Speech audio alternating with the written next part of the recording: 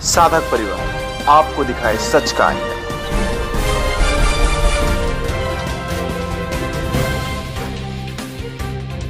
कि 2007 में अमानगंज में बाढ़ आई थी, जी सबको पता है। 16 फुट पानी था उस बाढ़ में। 6 जुलाई को बाढ़ जैसे खत्म हुई, 1 घंटे बाद बापूजी के 18 ट्रक, जो कि उसमें त्रिपालें लदी हुई थी, उसमें बल्लियां थी, उसमें पटिया भी थे। मैंने उससे कहा कि संजू, कोई बाबा जी का सामान आया है, ये रात को ये सामान चुराना है। तो जैसे ही हम लोगों ने चुराने का प्रयास किया, ऐसा लगा मुझे कोई वाइट कपड़े पहने खड़ा हो।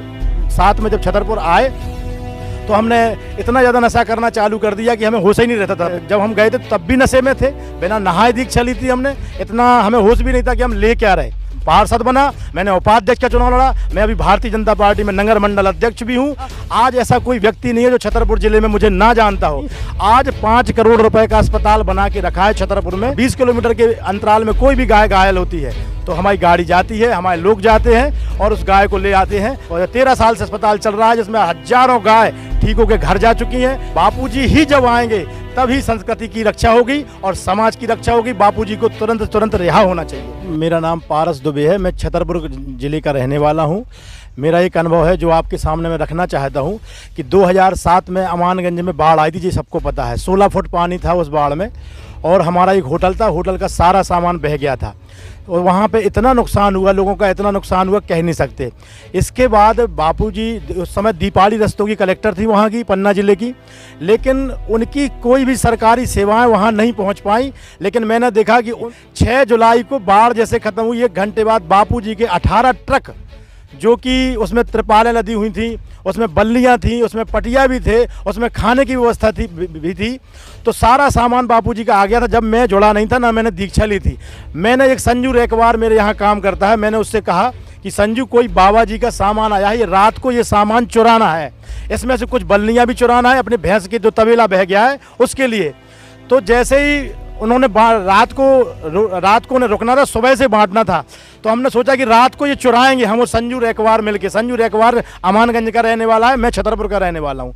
तो जैसे ही हम लोगों ने चुराने का प्रयास किया, ऐसा लगा मुझे कोई वाइट कपड़े पहने खड़ा हो, बल्लियाँ पटियाँ, मैंने कहा लेके भागेंगे रात में तो कोई खड़ा हो। इसके बाद हमारी चुराने की हिम्मत नहीं हुई, हम भाग आए। हम 2007 में जब बाढ़ आने के बाद सारा होटल बर्बाद हो गया तो हम भी बर्बाद हो गए। हम दारू पीने लगे, मांस खाने लगे। इसके बाद 2007 में जब छतरपुर आए तो हमने इतना ज़्यादा नशा करना चालू कर दिया कि हमें होश ही नहीं रहता था।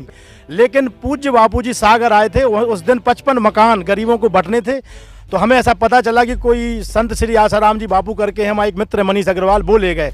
हम दारू पी जब हम गए थे तब भी नशे में थे, बिना नहाए दीक्षा ली थी हमने। इतना हमें होश भी नहीं था कि हम ले क्या रहे। हमें दीक्षा, हम 5 बज बैठ गए, बापूजी ने मंत्र दिया, हमने ले लिया बिना नहाए।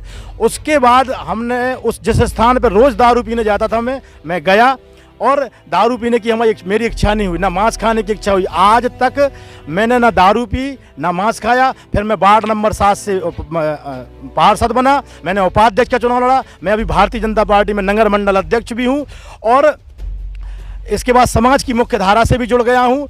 जहाँ मुझे मतलब मैं समाज में छतरपुर में नया था, आज ऐसा कोई व्यक्ति नहीं है जो छतरपुर जिले में मुझे ना जानता हो। इसके बाद एक बापूजी की ऋषि प्रसाद पढ़ी, उसमें निकला था कि गाय के बारे में कुछ करना चाहिए। तो एक दिन पन्ना जा रहा था, एक गाय का एक्सीडेंट हुआ, मैं उस गाय को लेके घर आ गया और मैंने उसका इलाज किया। उसके बाद मैं गाय को घर लेके जाने लगा जो एक्सीडेंट होने लगी। आज 5 करोड़ रुपए का अस्पताल बना के रखा है छतरपुर में समाज के पैसे से। और कोई भी 20 किलोमीटर में कोई भी गाय आती है तो हरिओम गौ सेवा केंद्र को फ़ोन लगाते हैं और 20 किलोमीटर के अंतराल में कोई भी गाय घायल होती है तो हमारी गाड़ी जाती है, हमारे लोग जाते हैं और उस गाय को ले आते हैं। आज आप पता कर लें, हरिओम गौ सेवा केंद्र सर्च कर लें और 5 करोड़ से भी ऊपर का अस्पताल चल रहा है। आज में हजारों गाय ठीक होकर घर जा चुकी हैं। कुछ अपन उसमें जगह कम रखने के लिए तो अपन कुछ और गौशाला में कर देते या फिर उन्हें फिर से स्वस्थ करके छोड़ देते। हरिओम। जो बापू पे आरोप लग रहे, बापू जेल में, क्या कहोगे उसके विषय में?